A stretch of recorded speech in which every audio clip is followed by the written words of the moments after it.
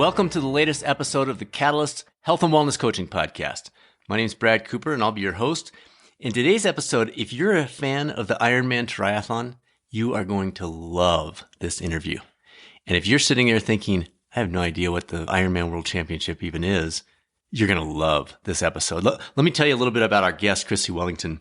Four-time Ironman world champion, Chrissie Wellington, by the way. Chrissie took a unique path to professional sports. Growing up, she never excelled at sport. She traveled the world for 2 years, gained a master's degree, worked as a policy advisor on international development policy for the UK government, lived and worked in Nepal, and only became a professional triathlete at the age of 30, having discovered a talent she never knew she had. 5 years later, she was the four-time world Ironman champion. Let me say that again. 5 years later, she was the four-time world Ironman champion. Chrissie is passionate about using her platform to convey valuable messages, inspire people, and drive positive change across the world. She's an acclaimed public speaker and the author of 2 books. Her memoir, which I loved, is titled A Life Without Limits. And she recently, in 2018, also wrote a triathlon training book titled To the Finish Line. You can just hear the joy in Chrissie's voice. Chrissie made smiling on the course. And keep in mind, folks, this is a 2.4 mile swim, 112 mile bike, and then a 26.2 mile marathon, all in the heat of Kona, Hawaii.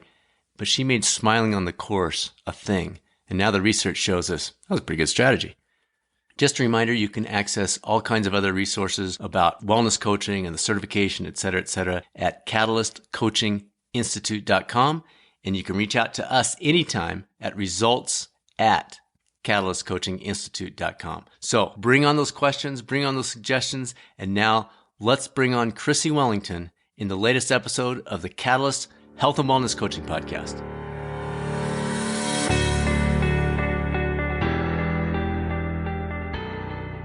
Well, very good. Well, Chrissie Wellington, thank you so much for joining us today. It is absolutely an honor to have you on the Catalyst Health and Wellness Coaching Podcast. Just out of the gate, catch us up. It's been 8 years since you won your 4th title in a very dramatic fashion. And now you have a daughter, same middle name as our daughter, interestingly enough. And you're playing a big role with the Global Park Run organization. Briefly, catch us up what you've been up to. Yeah, it's been a whirlwind since I retired. My last race, like you said, was in October 2011. And time really does fly. It only seems like yesterday that I was stepping off my TT bike on a Leahy Drive. But yeah, it's been an incredible journey. I think as many professional athletes will kind of attest to, it's the process of quote unquote retirement, transitioning. It's quite challenging. Absolutely. You know, emotionally, very, very, very, very difficult at times. Your life revolves around the axis of triathlon, and when that's no longer there, you miss the structure and the goal. You know, the focus on the goal. You miss the stability, including financial stability that comes with that. So the process of transitioning is challenging, but that's precisely why I needed to do it, I think, to challenge myself in different ways and explore a new and different part of me. And I was always determined to combine 2 passions. So my passion for development and empowerment, and my passion for sport. So in terms of my professional focus, I am working as global head of health and well-being for Parkrun, and my specific focus is encouraging those that are less active to be more active in whatever way suits them. So less of a focus on kind of traditional sport, but more focus on movement and activity and holistic health and well-being. So I'm incredibly passionate about, you know, the path that, you know, my career has taken and is taking me. And in terms of my personal life, I definitely haven't hung up my Lycra, but I am definitely not training 4, 5, 6 hours a day anymore. So I'm probably training, you know, 1, maybe a bit more hours a day, primarily focusing on running. I think it's the most time efficient form of exercise for me, and actually the one that I did enjoy out of all of the 3. When I when I first retired, I found it quite difficult to enter races because I felt that people expected me to perform as I used to. Sure. And so I was doing a lot more, I guess, in the way of endurance challenges, less tangible achievements. And it's only more recently that I've felt able to throw myself into a variety of different challenges. So marathons or half marathons or ultra marathons and things like that have, some time goal attached to them, as well as a kind of more of a holistic challenge and an experience. So I've really enjoyed throwing myself into the running again and embarking on the new ultra marathon challenges. And then, like you said, we gave birth to our daughter Esme. Again, time flies. It's over 3 years ago now. Wow. So she's 3 going on 30. Of course. Well, just what a journey. I don't need to tell you that, but she's such a blessing and has enriched our lives and my life in so many wonderful ways. So yeah, that's a very brief run through of where I'm at, both personally and professionally. But I don't think you can ever hope to replicate exactly the experience and the emotions and the satisfaction that came from being a professional sports person. It's very unique, but nonetheless, life can be full of challenges and can be fulfilling and enriching in many different ways. So I'm really enjoying that. Beautiful. Well, let's go ahead and run down that rabbit trail you mentioned about entering races without that, external or internal expectation. You're certainly not a slug. And I know you popped off a 2:49 marathon at London a couple of years back, but how do you do that mentally? For the person who's out there listening saying, I competed in college, or not at your level, but we all have our own personal expectations. How have you started to shut that off or temporarily turn it off and then maybe turn it on once in a while for a big event? But any suggestions along those lines for listeners?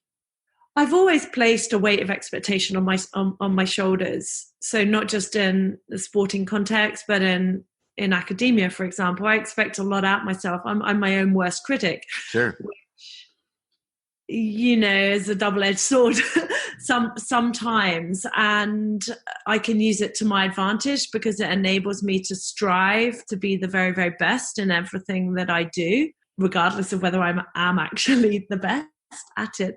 But it, can also mean that I never rest. I'm never content. I'm continually trying to seek improvement, which means you don't stop and realize what you have achieved. So there's always a weight of expectation that I place on my shoulders, regardless of whether the public are watching me or not.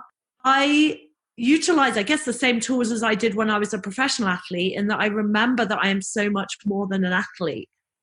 You're so much more than the label that you're assigned. Right. And in Western society, usually that label is associated with a career.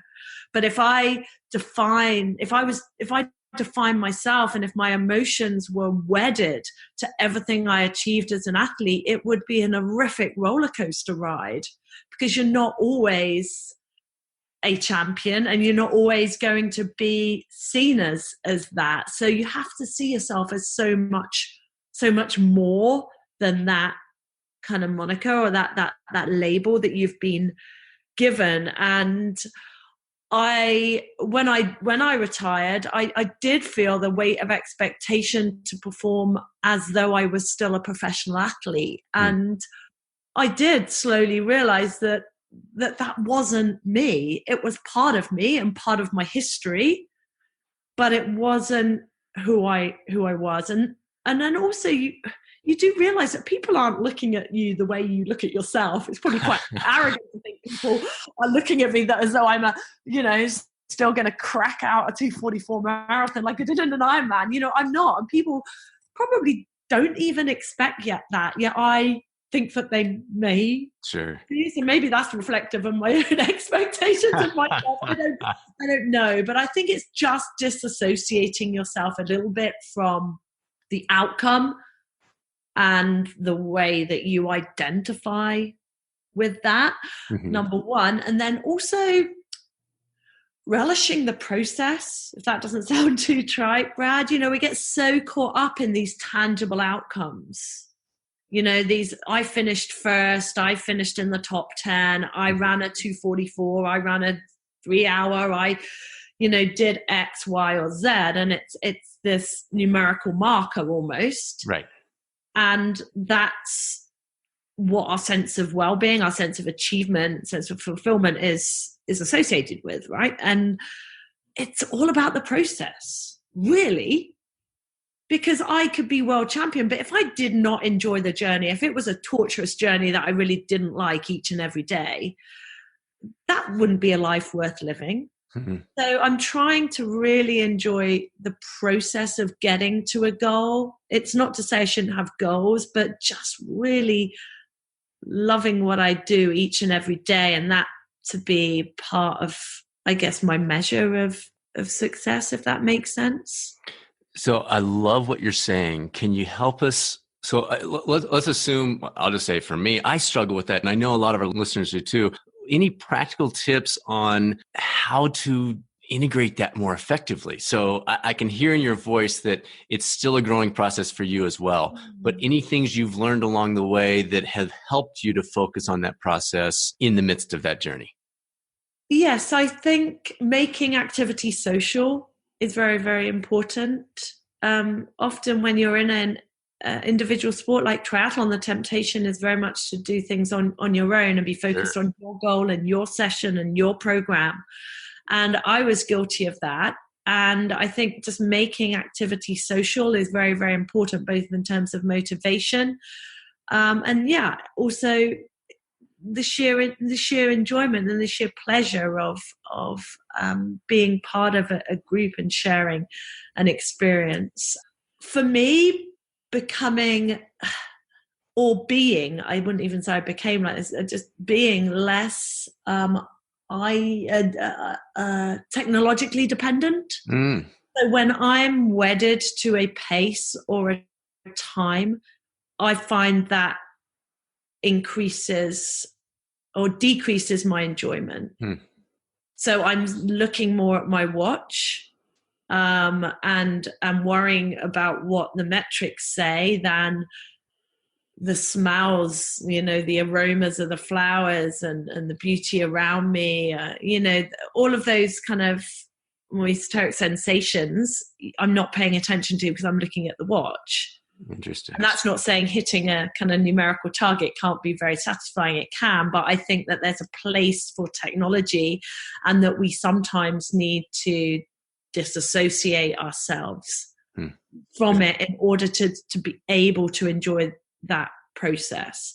I think sometimes it's very important to have a structure if you're wanting to progress towards a goal, whatever that goal is. It's important to have consistency and have a program, have a structure. But then again, it's important just to be flexible and go with feel and just do things because you want to rather than you feel obligated because it's part of a program. So I think getting that balance right is very, very important. So I do a lot more running now without a watch, and definitely without a watch that tells me what pace I'm going at. And then sometimes, just being a bit more flexible, running in the evening instead of in the morning, or going off-road instead of on-road. All of those little, subtle changes are, I think, are quite important just to enjoy the process. And for me, I guess setting myself stepping stone markers. So rather than only seeing success in the final outcome, the marathon time or whatever that might be, also having little markers along the way that say actually you're improving, you're doing a good job, so that the process of getting to that final A race or whatever it might be, a North Star, is an enjoyable and gratifying one, because you can see that you are progressing and making steps forward. Beautiful. Love it. Okay. So the question you've been asked probably 1 million or 3 million times, you retired at the top. I mean, Chrissie, you were killing it. You crushed your last one and then you walked away. How did you know it was time? You've referenced some of that. You want to be more than just an athlete, et cetera. But what were some of the things that resulted in that decision and how did that go? I guess the first thing to say is every professional athlete has to leave the sport at some point. And they leave. Different athletes leave the sport at different times and for different reasons. Mm-hmm. For me, it was relatively simple. It was because I had the race I'd always dreamed of. And I felt complete as an athlete. And that's not to say I couldn't have potentially won more or gone faster, but my definition of what my perfect race was very different to those kind of numerical kind of measures.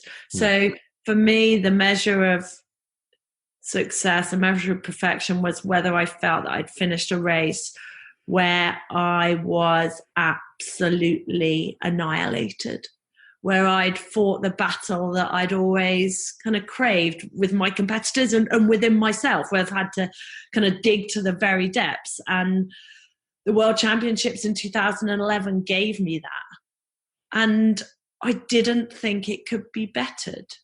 Yeah, maybe I could have gone faster and maybe I could have won more races, but I could never have had the same feeling of satisfaction, exhilaration, relief, jubilation that I felt at the end of that race. And maybe where as professional athletes we're always searching for that. And I found it, and I, as much as I wanted to replicate it again and again and again, I almost had the feeling, quit while you're ahead. You've proven yourself now through this race that you're worthy of being called a champion, and that means you're enough. So I guess they were my reasons, leaving on my own terms, feeling ultimately fulfilled as an athlete, knowing that I had to make the decision at some point. And lastly, because Ironman was becoming, I don't know how to say this without sounding arrogant, and I don't want to, but it was becoming comfortable. It was my comfort zone. I knew how to train 4, 5, 6 hours a day. I knew how to apply myself. I knew that I could do it. And for me, life's about different challenges. And to continue would have been the easiest thing. You know, emotionally, I was secure in it. Financially, I was secure in it. But eventually that challenge dissipates if you're comfortable. Right. And the hardest thing to do as an athlete often is to not do it anymore. Clearly. And so maybe that's why I needed to do it too. Very insightful. That's interesting. So that leads nicely into my next question about this. You say that in your book you have this in quote overwhelming drive for self-improvement. Now you're not racing and you're still pursuing this drive for self-improvement. And I think, frankly, for a lot of our health and wellness coaches, they have the same thing. First of all, where did that come from? Or what's your sense of where that came from for you? How do you keep it fed now when you're not competing at the same level, at least? And then suggestions for coaches that want to help others engage in that same drive and use it for good, even though it may not quite be at the Chrissie Wellington level. Oh, wow. Where does it come from? As I alluded to before, I think I've applied that characteristic across my life ever since I was a young girl. My parents were really supportive, but never pushy, always encouraging, and they always kind of facilitated opportunities, but whether I took them or not, they didn't mind. But I just, ever since I was a young girl at school, I just always wanted to do the best that I can. I was competitive with myself, and I was competitive with my peers. You know, I wanted to get an A grade, but I also wanted to get the best A grade. Right. And I've applied that across all areas of my life. And I don't think that striving for self-improvement necessarily means striving to be number one in the world. It just means striving to be the best that you can be in, you know, at whatever you're doing at any particular time. So I am constantly striving to be a better mother, you know, and any given day I think, you know, how can I do this better? How can I perform better as the mother to this amazing daughter? And that's something I take very, very seriously. And I'm not perfect, but I want to improve. And the same goes for friendships and you know, my relationship obviously with my husband and food and nutrition. You know, I am constantly striving just to do the best I can, but also be kind to myself when I don't. Especially around nutrition. Maybe we'll touch on this on this later, but it's been a struggle for me for a long time now, and I have to accept that sometimes it's a few steps forward and one step back. So I think setting goals is really important in terms of practical tips. Setting goals, but also those stepping stone goals. So not only seeing, you know, a journey towards an A race, but you've also got your C and your B races along the way. Being accountable. I think social media, that makes that very easy. If you put out, I'm going to achieve X, Y, and Z, I'm going to cut out sugar, or I'm going to do 10 press-ups, or I want to enter an Ironman, you know, people are sure as hell going to hold you accountable to that. So that sometimes helps. But, you know, also holding yourself accountable, putting little reminders in various places. I used to have Post-it notes everywhere that helped me. And also taking people along for the ride.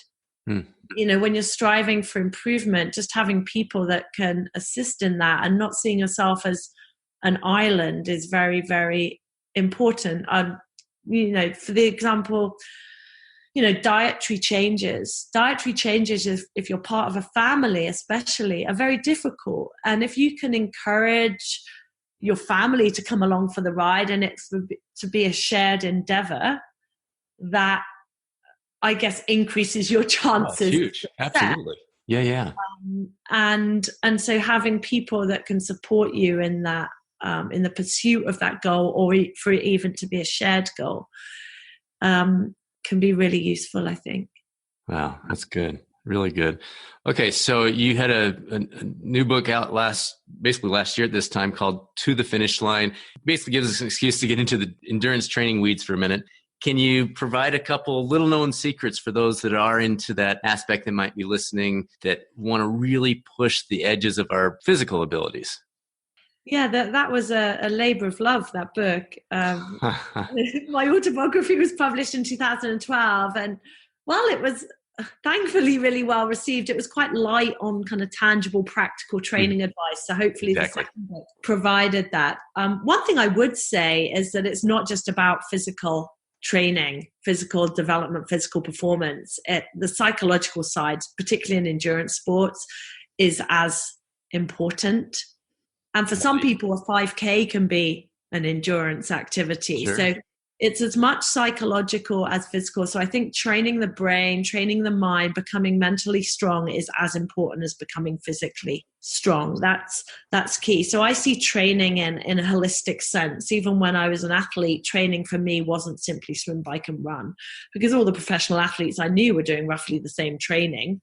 Yeah, there's an element of genetics and physiology, but a lot of it is the ancillary work that you do outside of the swim, bike, and run. So whether that is psychological strengthening and mental training, whether that's diet and nutrition, getting adequate sleep and rest and recovery, whether that's strength and conditioning, whether it's all the practical preparations that come from doing a sport. So there is a lot more to training than simply ticking a box and saying I've done a certain session and expecting success.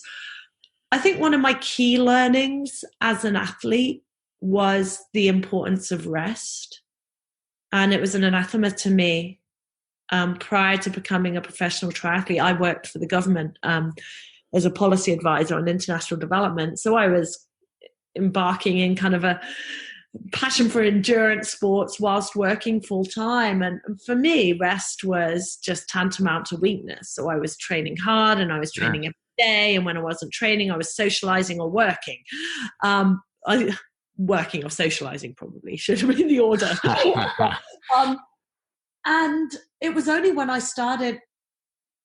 became a professional athlete that my first coach made me realize that it wasn't the training that was making me stronger. It was the rest and recovery from that training. And it was not only important to rest my body, but to rest my mind. And it's a luxury for amateur athletes who, like I said, are combining, their passion for, in this case, endurance sports with other aspects of their life, but still it's no less important, probably even more important, to incorporate rest and recovery and to not feel guilty about it and to embrace it as a way of making yourself stronger, and not only stronger in the short term, but to ensure your longevity in the sport or activity of your choice.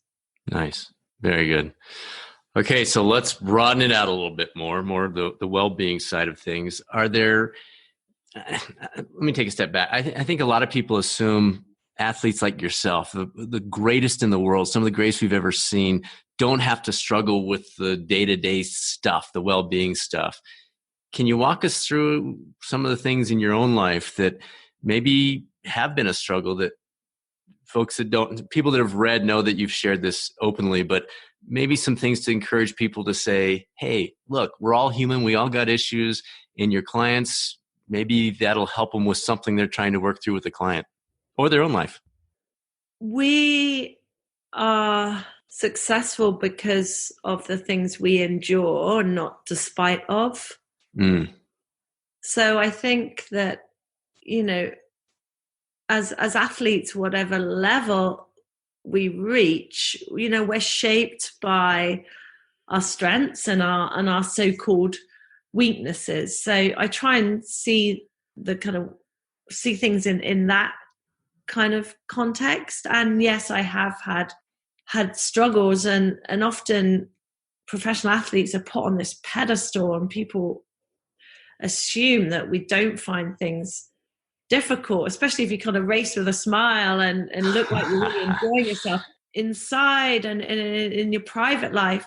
There are challenges that have to be overcome, and maybe that is what makes you that successful athlete. And one example, as I alluded to before, is around nutrition and specifically disordered eating, and having to grapple with some of those challenges since I was a teenager. And I have to say that it was sport that enabled me to address some of the problems, because I realized that if I wanted to achieve my ambitions in sport that at that time were at an amateur level, I needed to fuel myself correctly. And so I did a lot of reading around nutrition for performance and informed myself, and that helped me develop a different relationship with food, and then latterly with my body. So instead of seeing my body as this kind of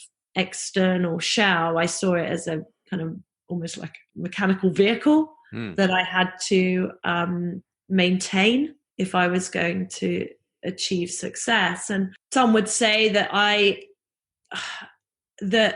the kind of disordered eating then transitioned or manifested into disordered activity, in terms of the volume of activity I was doing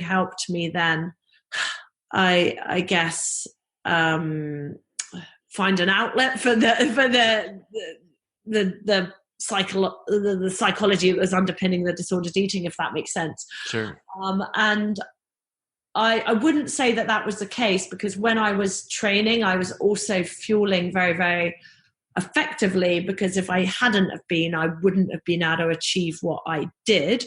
However, what I will admit was that when I retired and reduced the volume of training and the intensity of training, the demons reappeared.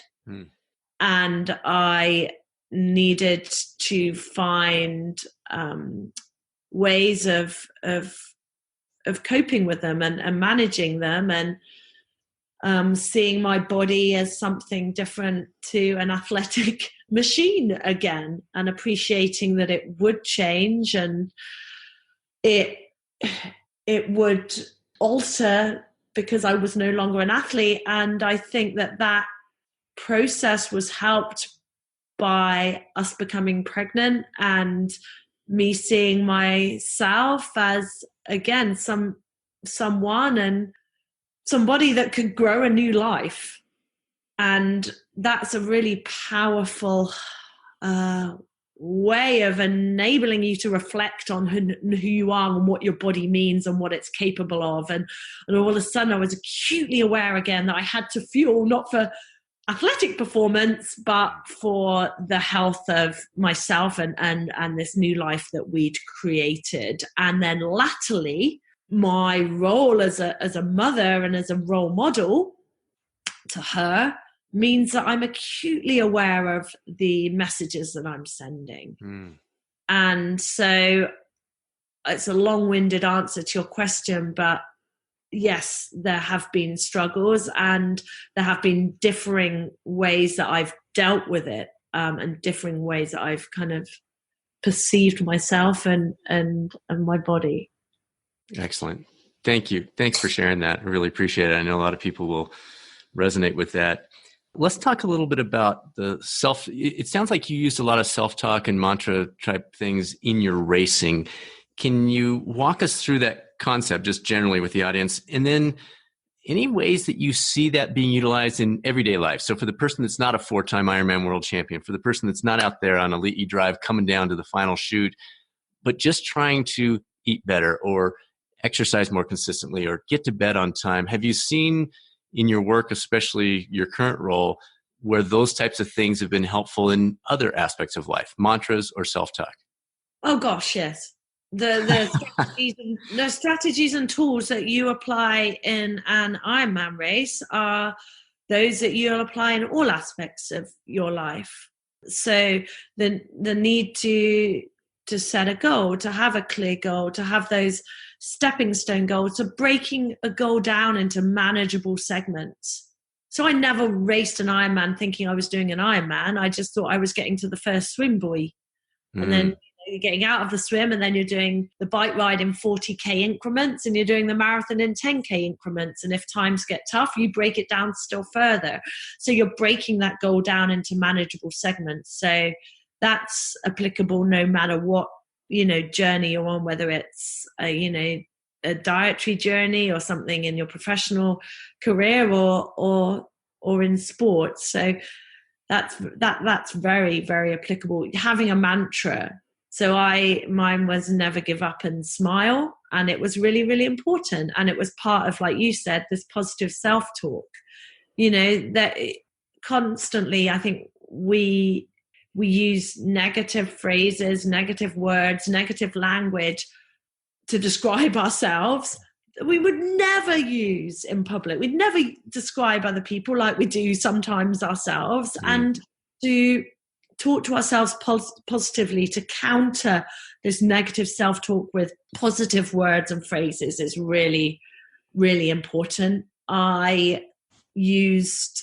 or drew on kind of videos or books or poems that inspired me. So I used Rudyard Kipling's If a lot. I used to write it on all my water bottles just because the words really resonated with me and made me, I guess, they inspired me and motivated me and gave me strength. I also watched videos or read books about people that had overcome adversity, much more adversity than I ever faced, and succeeded. And that gave me the courage that I could do it.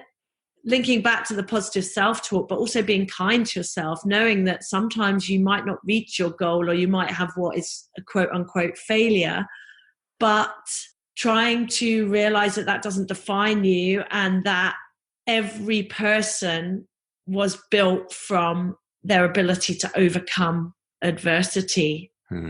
And that, it's so cliche, but it makes us stronger because we learn and we become more resilient, a little bit maybe more humble in my case, when things don't go according to plan.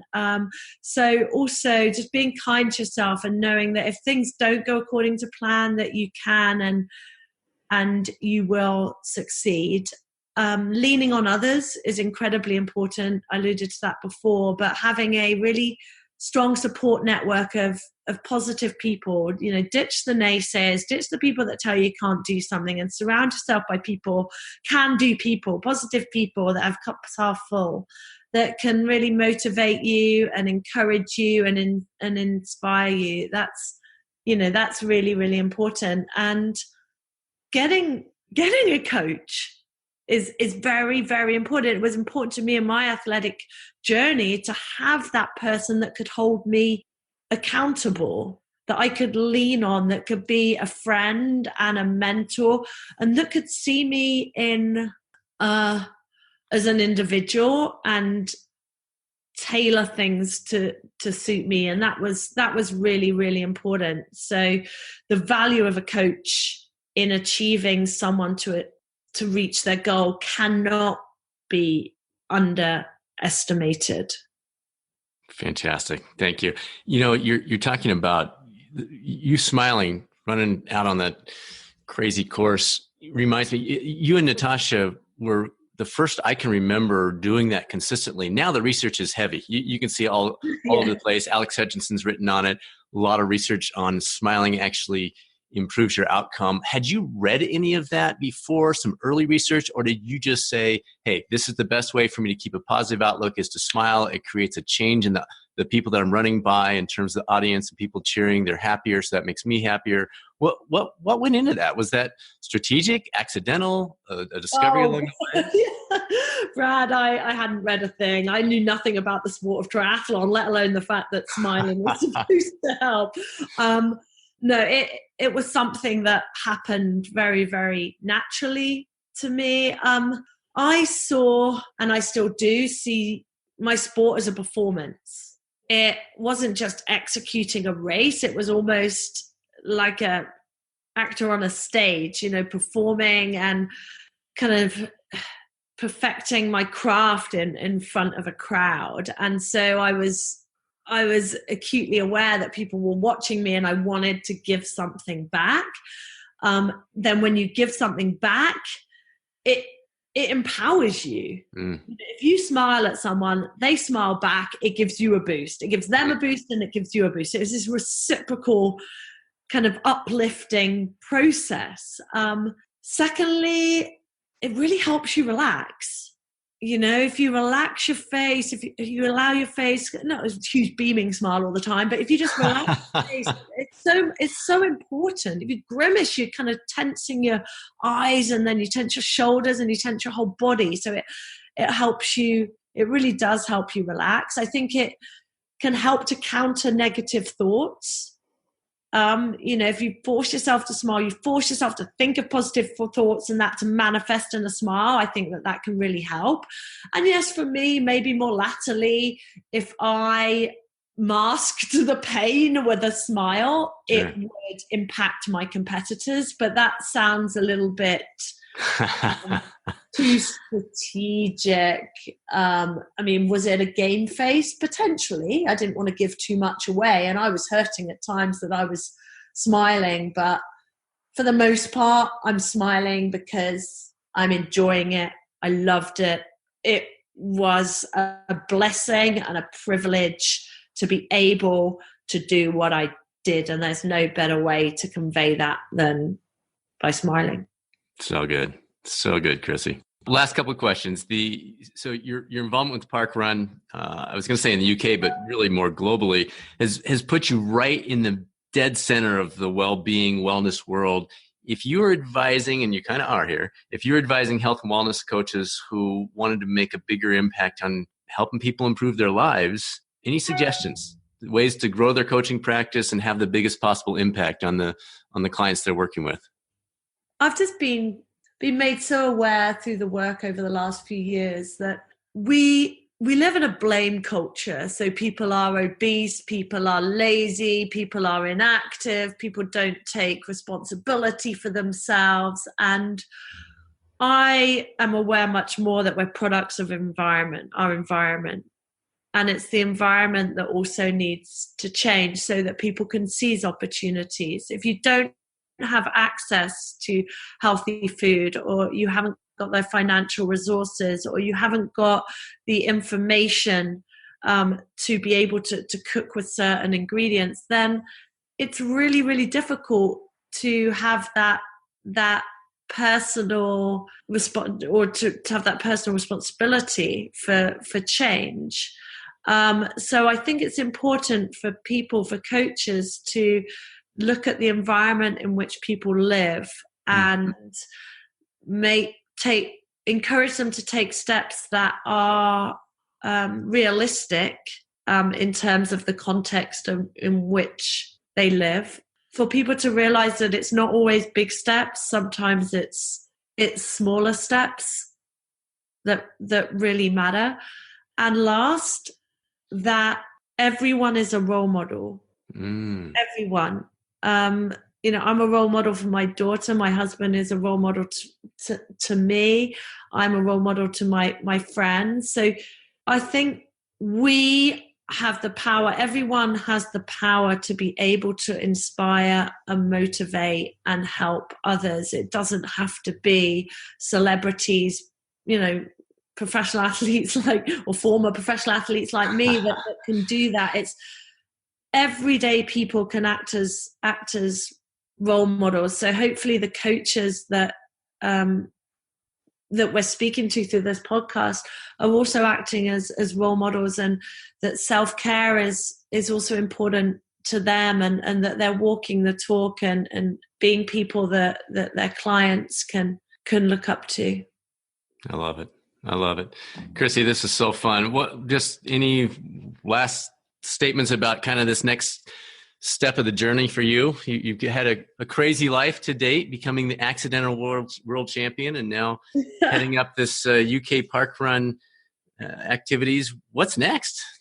Yeah, I take my role at Park Run. It's actually a global role, and take it very, very seriously. And it's something that I'm really incredibly passionate about. So I want to grow Park Run in the UK. We have about 180,000 people participating for free every single weekend. Wow. 180,000 people globally, about 360,000 people taking part in our free weekly 5K events, including, I guess, for the majority of your listeners in the USA. So helping to grow it as a community-led health intervention rather than a free running 5K as many perceive it. So that's something that I'm really focused on. I want to have smaller personal goals, spending more time with my daughter, smelling the flowers, just really spending quality time with those that I love, continuing to travel.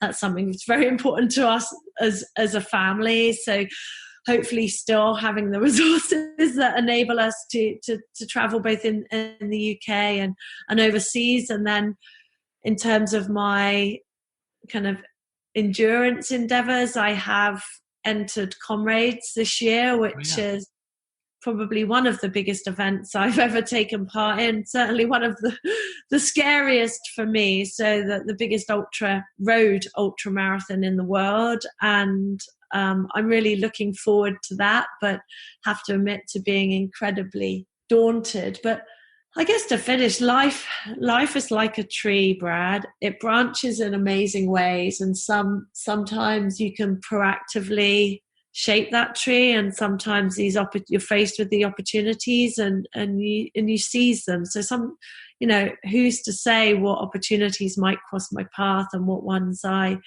may or may not seize going forward. But all I know is I'll seize them with both hands and make the most of them. Wow. What a great way to wrap up. Thank you so much, Chrissie. Really appreciate it. And I know this is going to spark a chord and leave a smile, I think, with the listeners. So thank you so much for joining us. Thank you. Thanks for the opportunity.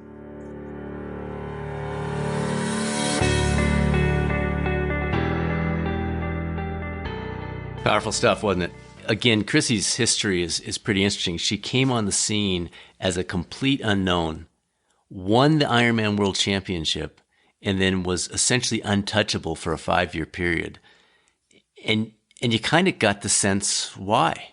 I mean, you could hear the passion in her voice. You could hear the focus.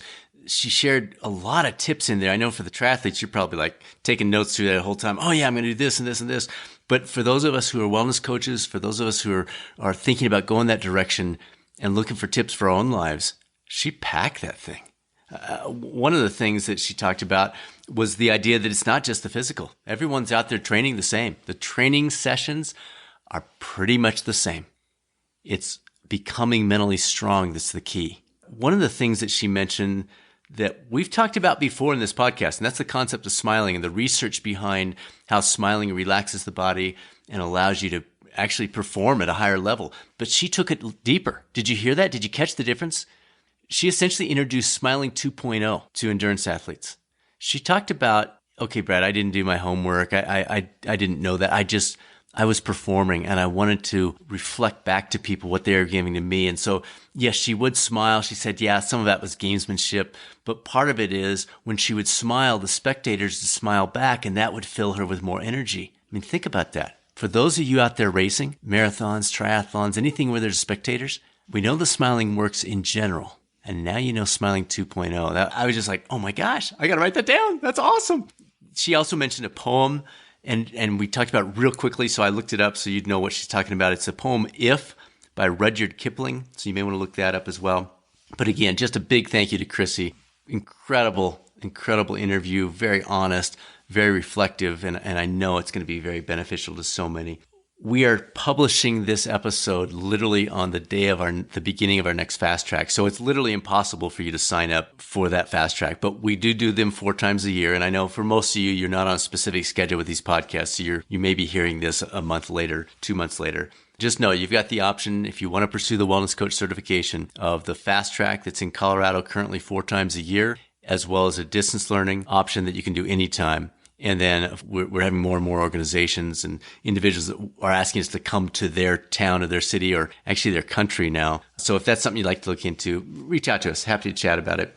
Again, any questions you have, if you're pondering this stuff, if you wonder how this fits in your career, if you have an idea about a future podcast, anything, it's results@catalystcoachinginstitute.com. The website is catalystcoachinginstitute.com. And literally, we're here for you. That's why we do this. We love seeing that growth in the industry. We love seeing the individuals come through and see those light bulbs go off. So we're here. We're happy to chat, happy to talk you through anything related to that. So with that, just a reminder, the path to our best self begins with our better self. And I think that's such a critical message to be sharing as a coach, as a friend, as a spouse, as a parent, as a boss, whatever role you're playing. That path to best self can be oftentimes incredibly intimidating, but when we focus on our better self, we can do that, and so can those around us. So let's keep working towards better than yesterday for ourselves and all those around us. Make it a great rest of the day, and I'll look forward to speaking with you soon on the next episode of the Catalyst Health and Wellness Coaching Podcast.